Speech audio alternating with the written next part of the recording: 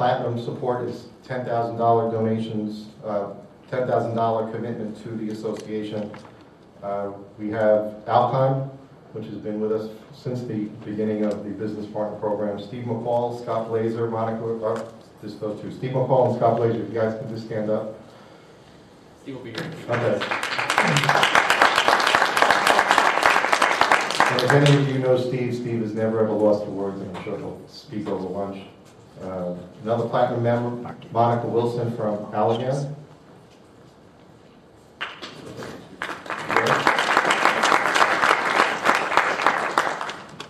And from Signet Armalite, we have Anthony Monto and Jeff LaPlante.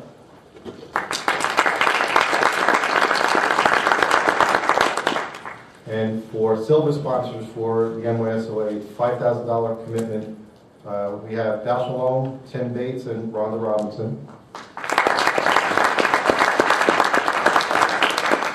From Silhouette, Jennifer Shadle. And from Vistacon, Dr. Peg Achenbach, Ed Baumbach, and Jimmy LaBouze.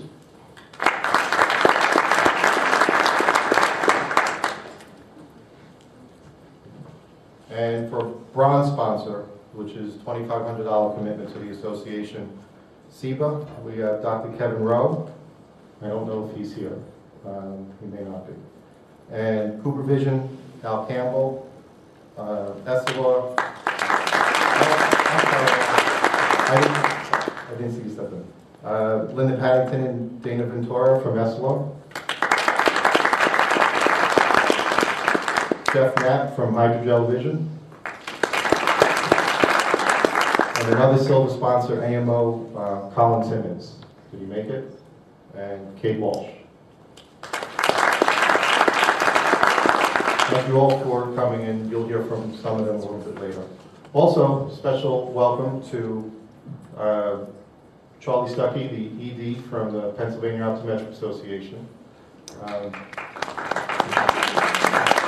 The reason I bring him up is that we are going to be partnering with the POA for this program next year, including PCO on the panel and including PCO students at the event. So I just wanted to say hello to him.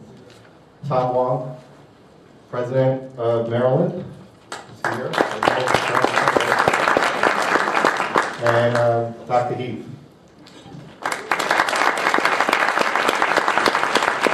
Did you want to say a quick hello or? Given the time, why don't you actually just Okay.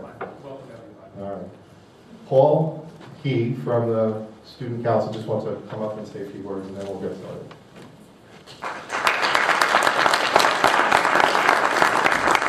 All right, welcome guys. I'm glad you all can make it today. At 2:30, feel free, definitely go upstairs. If you haven't already done so, definitely a lot to take a look at. We do ask though, if you can, try to stay for the program. In order to receive the free gift that I did make mention to at our Monday meeting, you do need to stay for the full lunch event. This is a great opportunity. Again, as Dr. Horowitz was just saying, really thank you to all the business partners and everyone for being here. And a huge thank you also to all the panel members. We do appreciate you being here, so thank you. And as far as the little form you see in front of you, it says for SUNY optometry students only. That is what it is for, only for SUNY optometry students. Today's gift, or this year's gifts, are either a lab coat, short or long. Please, if you'd like to have a long lab coat, make mention on the side that you want a long lab coat. Otherwise, I'm going to assume that you want a short one. And also, write your size beside the lab coat if you want to have the lab coat. This year, too, we're offering a free state licensure frame, which is really cool. Someday in your office, it'll be neat to have your state licensure on display. Actually, it's mandated by the state to have your state license on display. But instead of having it just taped up on the wall, it'd be much nicer to have a good frame to have it in. And I'm going to have mahogany as the frame. So again, welcome. I hope you really enjoyed the lunch presentation.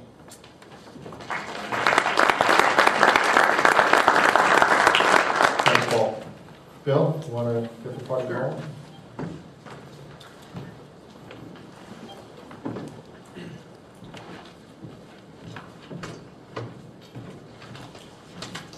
Thanks, Mitch. This on? Can everybody hear me? I have 8 minutes to explain to you why I'm sitting here today after 20-some years in practice. My name is Bill Apple. I'll get the power.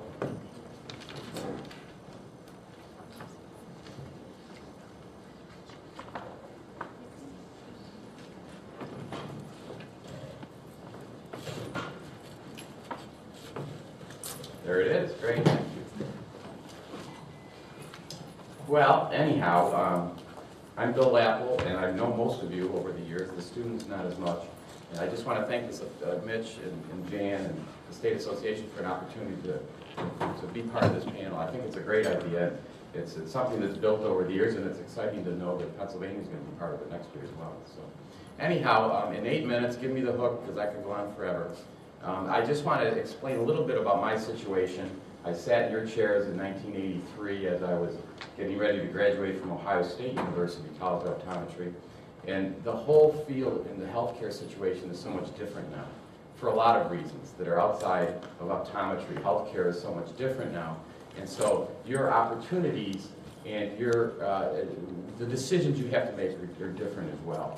I started out working for a busy ophthalmologist in Rochester, New York for a year or two, 3 years I believe, to get experience. And I got that experience and I realized I didn't want to be in that type of a geriatric setting all my life. So I searched out and was able to find a practice in Leroy, New York, which is outside of Rochester, which is a rural setting. And I bought into that practice, which has been a very positive experience. And it's been a great experience. I'm a true independent optometrist. I own the practice. I provide primary eye care. I contract with an ophthalmologist in Rochester. So I've always kind of kept that medical relationship, which I think was very important.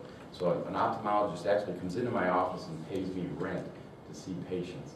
And it's been a very good model that's within the Medicare model. We had to be very careful with those relationships, but it seemed to be a very effective one because of my proximity is a little bit farther away from Rochester. So I don't have that opportunity to refer across the street like a lot of practices do. So that's been a very good relationship. And I'll be able to answer some of your questions as we get past the lunch part of this. So my relationship with ophthalmology has been very important because I can provide all levels of care in my community, whether it's bending frames or doing co-management. And I think that's important because I'm the only independent optometrist in Genesee County. So when we fight for orals legislation, there is issues with us rural optometrists in upstate New York because we don't have the opportunity to see physicians close by that can prescribe oral medications. So that does exist. I know people in Manhattan don't see it that way, but that does exist. So when you get upstate, things change a little bit. So as I said, I'm a true independent, and I really am happy that I've made that decision because I feel like I can provide the care the way I like to provide that care. And I think that's an important thing you have to remember. Make the decision that you're going to be comfortable with because it's a decision that you're going to live with. So that's kind of my story. I do other things too. I'm quite involved in lecturing for industry, and I also do quite a bit of research in my office, contact lens research, which started when I was in school. I had a microbiology background before I went to optometry school, and I remember senior in optometry doing studies on efficacy of contact lens solutions and making sure that they were disinfecting appropriately.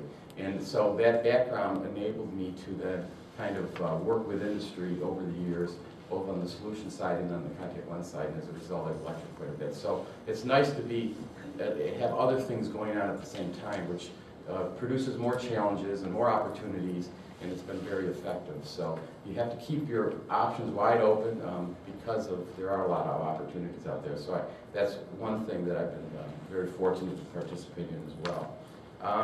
Other things I've done, I think the challenges of independent optometry are different than when we started in the mid-'80s. Healthcare in general is not real favorable to the independent practitioner. You have most consolidations taking place among different types of physicians and specialists, and it's affected optometry as well. I think we have probably more independence than a lot of the other healthcare practitioners. I think I'm not only